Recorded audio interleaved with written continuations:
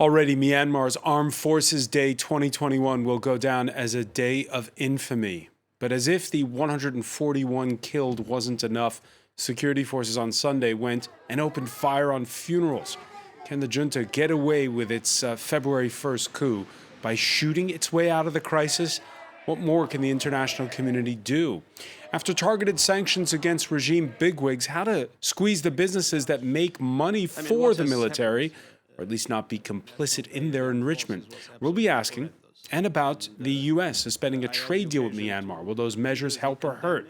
From Russia to North Korea, recent history littered with examples of mitigated successes on that front. In the case of Myanmar, it's a nation that in the past decade has opened up and come online.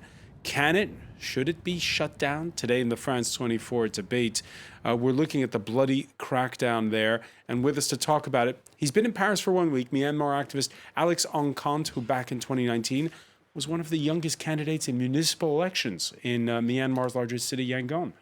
Thank you for this opportunity. Thank you for joining us here on France 24. You're a nephew of Aung San Suu Kyi. She is the cousin to my grandmother. Cousin to your grandmother, and an alumnus of the French Political Science Institute, Sciences Po, where today former French ambassador Jean-Michel Lacombe teaches. Welcome to the show. Thank you for asking me. From London, Kwai Win, founder and executive director of the Burma Human Rights Network. Thank you for joining us. Thanks for having me today. Thank you very much. And from Hamburg, Ambia Perveen, chairperson of the European Rohingyas Council. Thanks for being with us. Thank you for inviting us. The France 24 debate on Facebook and Twitter, hashtag F24debate. The scene was Saturday, the day at least 141 were killed across Myanmar.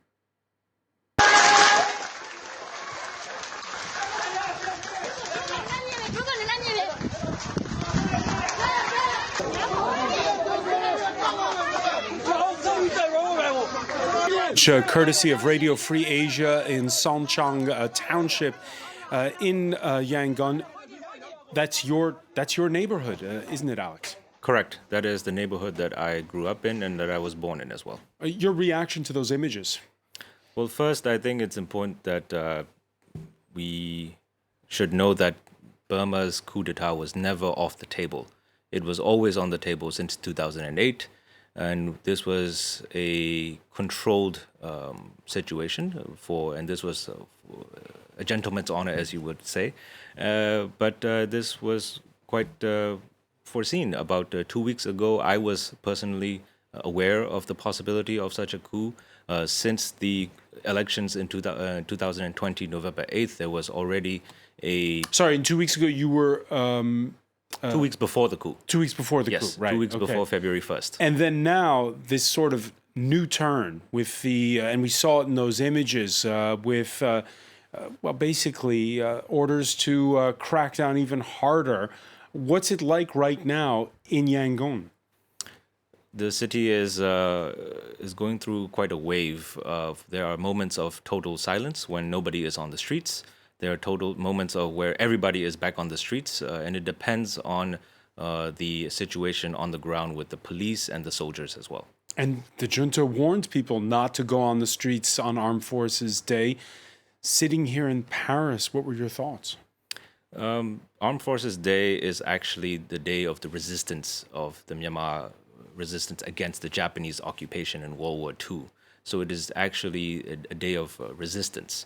That is also why the military wanted people to explicitly stay indoors while they celebrated. But it was also speculated that there would be a possible civil war declaration on that day.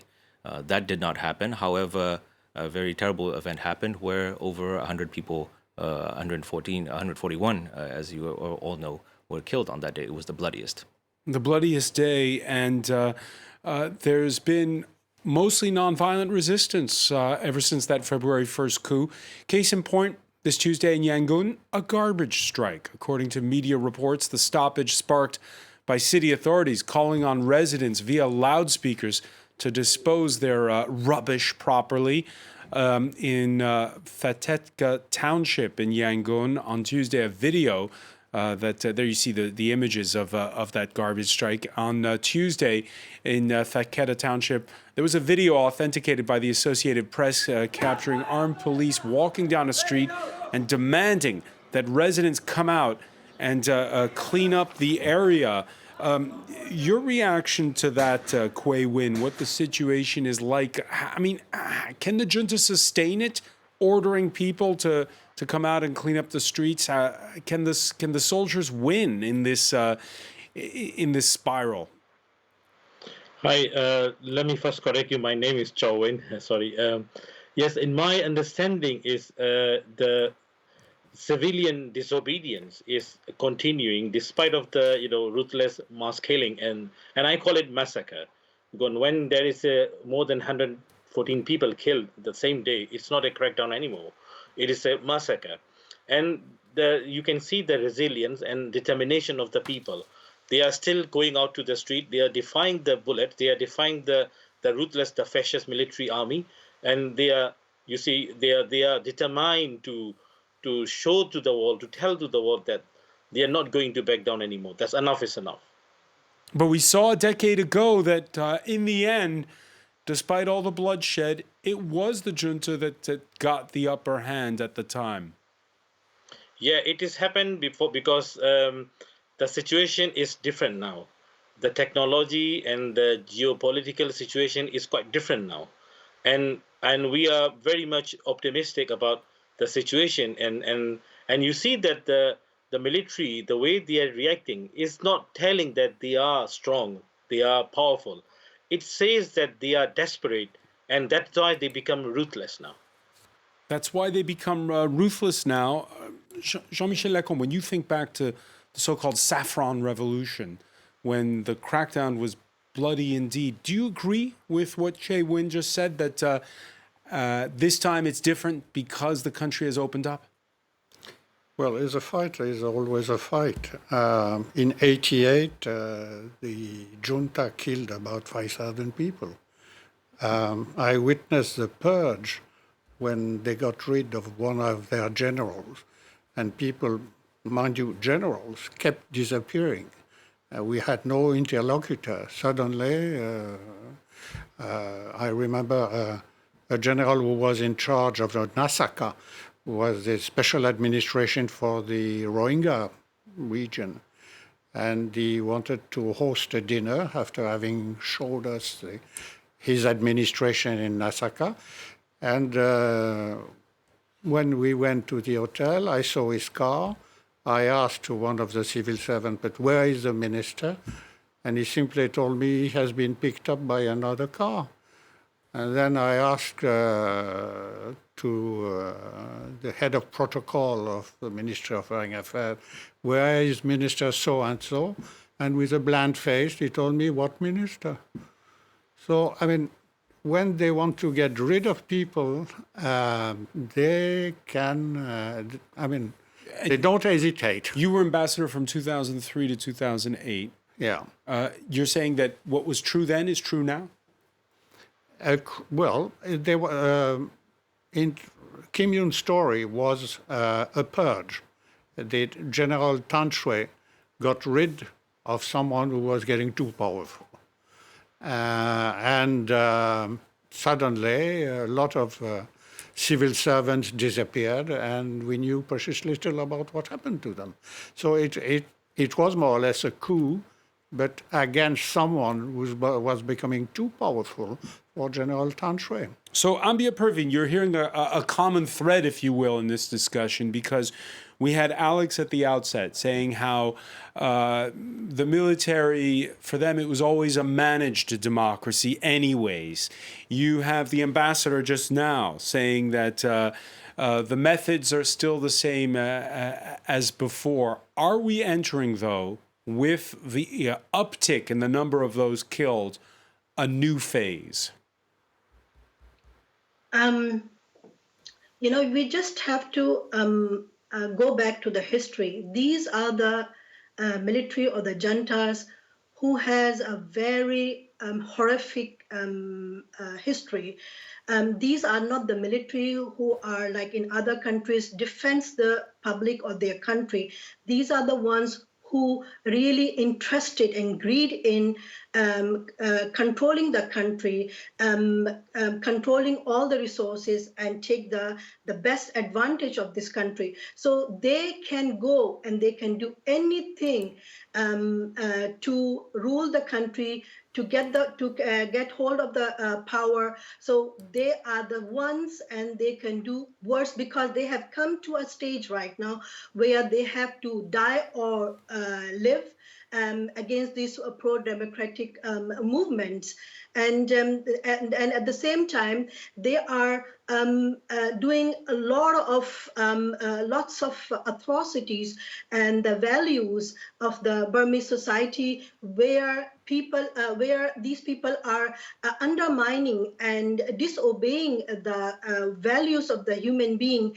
And this is a heavily inflict between their morals and in their resources. So they will do everything, and this is their last stage. They have to die, as I've said earlier, they have to die or they have to win against these pro-democratic movements.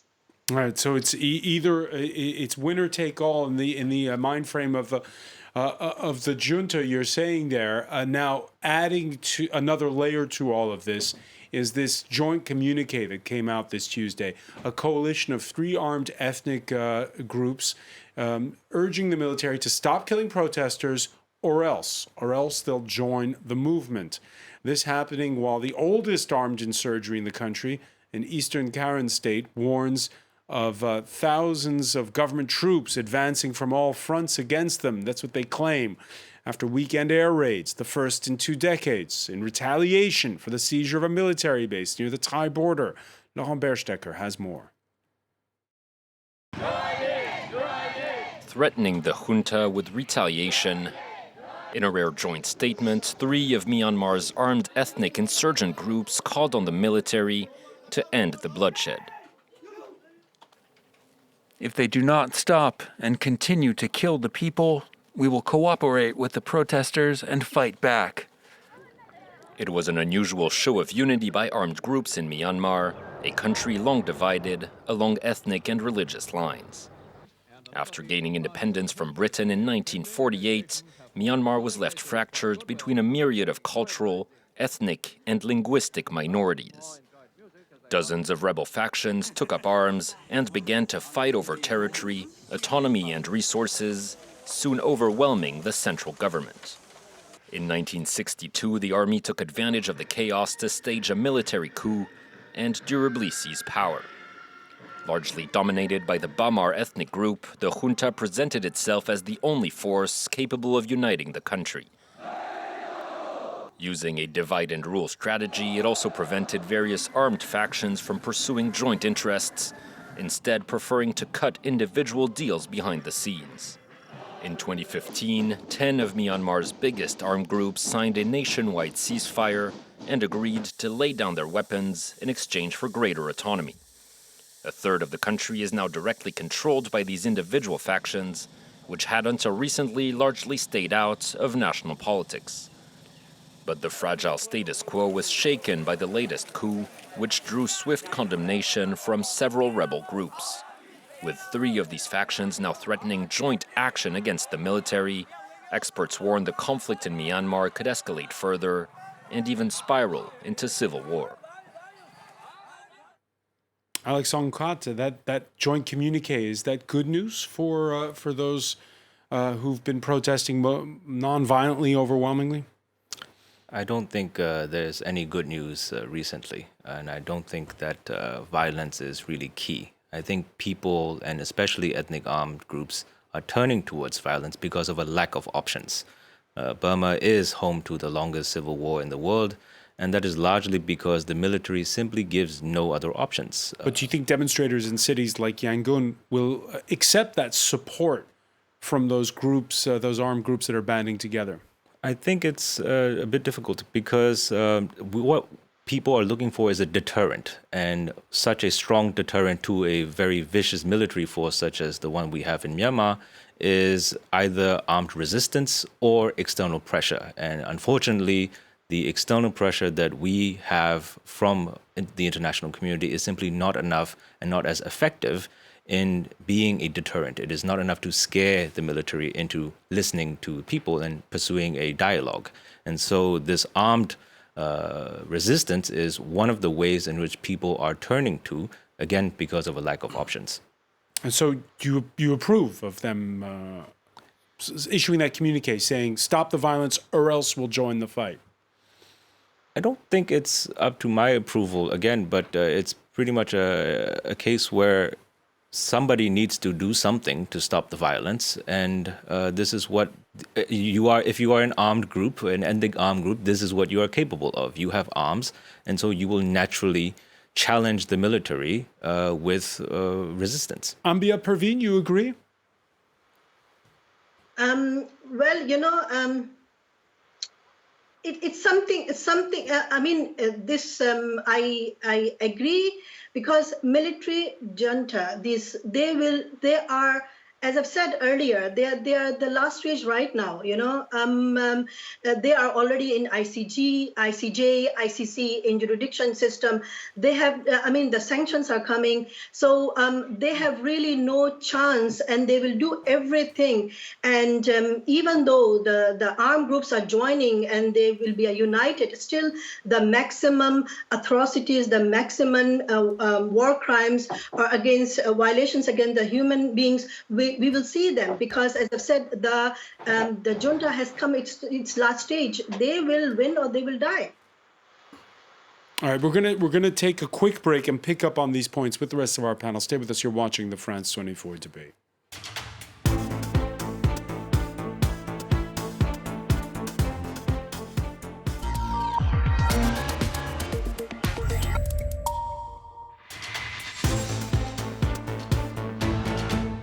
Welcome back, or welcome if you're just joining us. It's the France 24 debate. We're speaking on a day when Myanmar has passed a grim milestone. More than 500 civilians have been killed since a February 1st coup, with the crackdown getting bloodier and bloodier.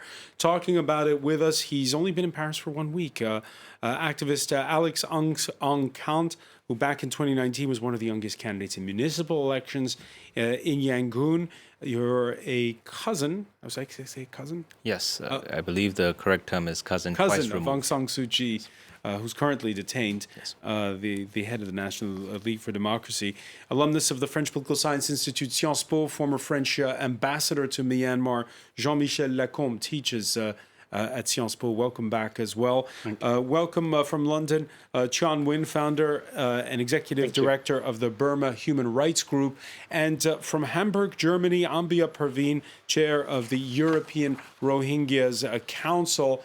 Before the break, we were talking about the fact that so far the resistance has been peaceful, people marching in the streets, but Myanmar made up of all of these myriad of ethnic groups and the armed insurgencies issuing that communique this Tuesday, saying that joint communique, three of them, saying that warning the junta against continuing the crackdown. Now, this has spilled over into neighboring Thailand when it comes to the Karens, because we've had, since the first airstrikes in 20 years, civilians who've crossed over. Now, Thailand's coup leader turned civilian prime minister denies claims by humanitarian groups that ethnic Karen refugees had been forcibly pushed back across that border. จริงๆแล้วเนี่ยมีการเจรจามีการพูดคุยหลายคนก็เข้ามาหมู่บ้านโน้นหมู่บ้านนี้เข้ามานำร่องมาก่อนพอมาเจอเราก็ชี้แจงแล้วก็ถามเขาว่ามันมีปัญหาอะไรในประเทศของเขาตรงในส่วนที่ท่านอยู่แต่วันนี้เขาบอกไม่มีก็กลับไปก่อนได้ไหมล่ะนะไม่ได้เอาปืนผาหน้าไม้ไปจี้เขาไล่เขาไว้เมื่อไหร่นะคือจะไม่จะเบอร์อวยพรให้กันด้วยซ้ำไปนั่นคือมนุษยธรรมเลยนะ We shook their hands and even wished them well. Your reaction, Jean-Michel Lacombe? Well, I'm getting very worried because if we go on that way, we are heading straight for a civil war. You have more or less a government in exile, which is not yet recognized. You have warring factions and ethnic groups who are getting ready for a fight.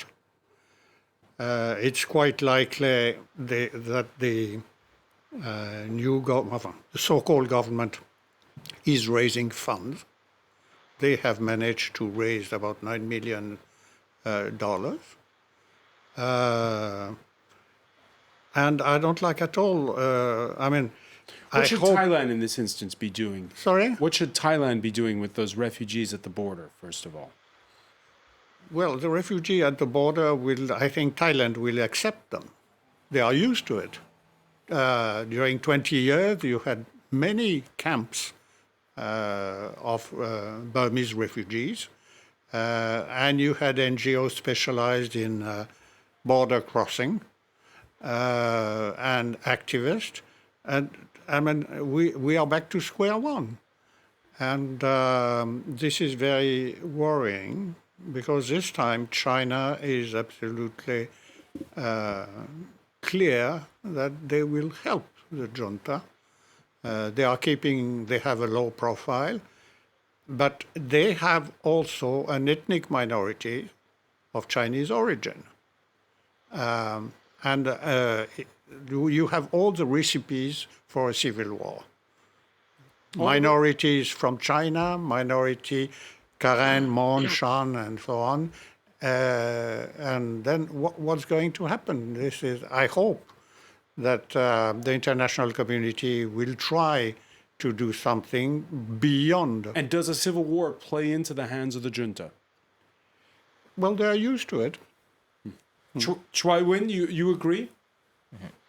Well, I agree with Mr. John Michel, if I'm correct, pronounce the name. Correct. Yeah, what I understand is Burma is at the brink of full-blown civil war because you see that all the option has been done, and we have 10 years. We spent 10 years, and you see that the NLD party policy, we shifted pro-democracy to pro-junta. Even they have a silent during the 2017 genocide, Rohingya genocide, and they have defended the genocider at the ICJ code. And at the end, what happened? She has been jailed by the same junta she has been protecting. So there is no option. They are, and if I copy the comment of the former U.S. ambassador, what he said is that military is beyond reason. You can't be reasoned with them. The language they understand is only power. They are not civilized. They are uncivilized people. They are ruthless murderers. So all they understand is the power. So now the language of power, the peoples are going to speak now. That is why my worry is, and I understand why the situation is totally, really worrying, because you see, we have been hearing a lot of news that there. Of course, the 500-600 people has been already killed, but the situation is getting worse and worse in coming days because on 1st April, the CRPH going to announce a government, and after the government, they are going to announce further policies, and that policy is going to challenge the military, and the peoples are supporting the CRPH, of course, and then the ethnic arms group going to united behind the CRPH, the new government. And that will be full-blown civil war in Burma. That would be full-blown civil war. Well, as we are back to square one, what were the sanctions which were quite efficient in square one? 10 years ago, you had first the suppression of GSP, General Scheme of Preferences. Wait, let's talk about sanctions in a moment, Ambassador. I first want to ask Alex Onkant, just a reaction to what you just heard from Choi Win. Do you regret the fact that there was this silence that spoke tomes on the part of Aung San Suu Kyi when it came to the crackdown on the Rohingyas in 2017, that at the time she should have spoken out more? I do. And certainly I think a lot of the protesters in Yangon and in the major cities that are being oppressed feel that way, and it would be remiss to not admit that. Certainly I think we have now realized that politics is very messy and that she was not, perhaps for lack of personal reasons or perhaps for internal political reasons, she was not able to speak out. But nevertheless, we only see the actions. And which is the same that can be said for these days when we see many international communities, certainly even the UN, releasing very nicely, encouraging statements, but nevertheless, words are just words and needs to be backed up by action. All right, we're going to get to the issue of sanctions next, but first let me ask you, Ambia Perveen, can the opposition unite? In particular, can the Rohingyas side with those in the capital who stayed silent back in 2017? Thank you for raising this question. We Rohingyas are very generous people. And being an ethnic minority of Myanmar, we were always there. We were always there, especially for Aung San Suu Kyi and for the democracy in Myanmar. And, if we look at the history, we have been always betrayed. Betrayed by the military, betrayed by the Aung San Suu Kyi, and betrayed by the democracy. So we stand for the people of Myanmar, being one of the minorities of Myanmar. We do stand with our people, with the CDM. Nevertheless, we have to also make sure that the people who are fighting, they need to bring a democracy, a federal government, which will speak for the minority. Majority are voted to speak for the minority. So therefore, we Rohingyas stand for the truth, for the people of Myanmar. And the reality, the truth is that the Rohingyas are the people of genocide. It has been done, it was initiated by the military, but it has been completed under the leadership of Aung San Suu Kyi and NLD. Therefore, the world should be very much aware whenever the CRP is pronouncing our name, taking us our ethnicity. They have to see the 2008 Constitution, the 1982 Citizenship Law. These laws should be amended because they are full of racial apartheid, genocidal policies, and they should be abolished completely to bring a justice and a functioning proper democratic country, which are under the normal norms of the universal laws of the universal democracy. All right, so the call to amend to factor in the minorities inside of Myanmar when the opposition unites now, when the civilians unite. Let's talk about sanctions now, and what we have seen so far is that the junta, it's also involved in business, from beer and cigarettes to telecommunications, tires, mining, and real estate. Myanmar's military got its fingers in lots of pies.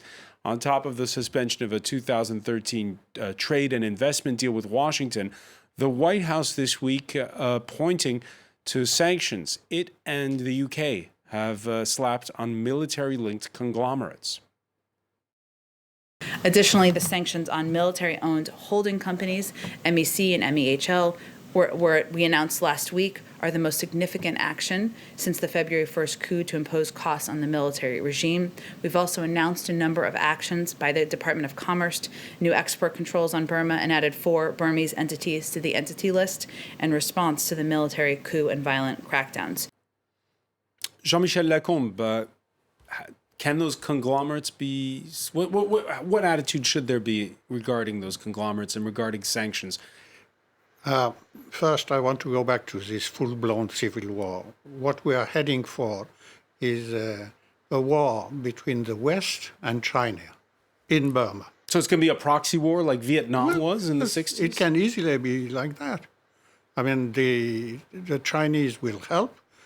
And what is the policy of the throwing out of the United States of America? Will they, as they have been doing before, help the ethnic groups to fight? Now, sanctions... You think that's on the way? Well, I think it's getting very fast on the way, yes. You think that's a possibility? That's a clear possibility. Chow Win, do you agree that that's could be part of the U.S. strategy? Let me be more precisely explain you a little bit more here, because in my understanding, China is now in feeling dizzy now, because you see that China is not supporting the military only. China also supporting the ethnic arms group behind the ethnic Northern Alliance, behind the ethnic Northern Alliance as well. And China also has had a good relationship with the Aung San Suu Kyi government, and China has also lots of interest in Burma. Civil war is not the interest of China, definitely, and the civil war will blown up all the opportunities that China is expecting for. And what's in the U.S.'s interest? U.S. of course, U.S. interest. If I'm avoiding the geopolitical debate, but I'm pointing out to the situation of Burma. U.S. of course want Burma to become a democratic country. That is why you see that not only U.S., UK and EU, they have been invested billions of money in Burma to become in these 10 years. As you see that they have invested several millions of dollars to Burma to become, settle with the military and the democratic governments, and to continue that, gradually reform. And they have tolerated so many things from the military side, and they continuously, and even you see that the policies continue, and also you see that during the genocide time, the reaction was very minimum. So and the sanctions are also only symbolic sanction. You have seen that. So now the point here is that even the Western countries and Western allies, and also many countries in ASEAN as well, fed up with the Burmese military. So sanctions, hang on, you're saying sanctions are symbolic, even the ones against these conglomerates that have now been announced? I've been telling you, I'm telling about during the 2017. Right. And from 2017, we have been asking, especially our organization has been reaching out those stakeholders and international leaders, asking them to target these two conglomerates, because these two conglomerates are the backbone of the military. And this is not enough yet, to be honest. And also there are some countries in ASEAN, like Singapore, like Vietnam, they have several billions of money they have saved in deposited in those banks. These also need to be targeted. And let me ask you, Alex Onkanta, those conglomerates you just heard Chue Win say they're the backbone of the military. If you squeeze them, have you brought the military to its knees? They are the visible backbone of the military, but there are so many branches and so many roots that are invisible to many observers. And I'm sure a lot of people have information to these things, including not just legitimate companies, but illegitimate businessmen who have perhaps even permanent residence status in Singapore, who are frequent travelers for business, who act as proxies. So for me, squeezing on these arteries needs to be accompanied by equal measure on the less visible side of the military. And how do you do that? Financial interest. Well, you collect a group of individuals who are knowledgeable for these. You trace the money where they are. And so you're for the targeted sanctions, the kind of what we call now Magnitsky Act kind of sanctions, where you target individuals rather than, say, a blanket ban on currency and stuff like that. Well, I think blanket bans were the norm for many years ago, but let's also be frank in admitting that sanctions are not what we want. What we want is actually if the United Nations Security Council were to take action, but we also know that that's far from the possibility. So we go to the second best available measure, isn't it? And so the second best available measure is to have a very detailed and very inclusive attack on their financial interests, not just sanctions, but including things such as freezing assets that are based in international banks, such as in Singapore, Hong Kong, and perhaps even elsewhere that where military control billions of dollars, where they are having their assets. All right. In an interview with France 24's Catherine Nicholson, the EU's top diplomat talked of more sanctions that could come from this continent. We have the tools that we have. We can impose sanctions. We do it to the persons, to the responsible, to the military, to the physical persons. And now we are going to sanction economically to the compound, to the firms owned by the military. This is our tools. Can you imagine that we want to send troops to Myanmar? No. So we have to use the tools that we have. Ambassador Lacombe, what more can the European Union and France do? Well, you simply have to look at the files. What were the Americans doing 10 years ago? First, block all soft loans in the IMF or the Asian Bank, forbid the use of the SWIFT system, the dollar system. Banning the SWIFT system, does that banning impact the use of the SWIFT system to by the do Burmese financial transactions? Yes, absolutely. That impacts the high ups that Alex was talking about, but does it also impact ordinary citizens? It paralyzes the problem is that China is busy trying to find a solution to overcome the monopoly of the dollar. So what the junta will do, that was quite good 10 years ago. But what the junta will do, they will go to Singapore, where they can do business. And more difficult would be also... But not in dollars. Yes, in dollars, Singaporean dollars. Not in U.S. dollars. And then the U.S. also forbade to their company to have business in Myanmar, but also foreign companies working in the United States to have business in Myanmar.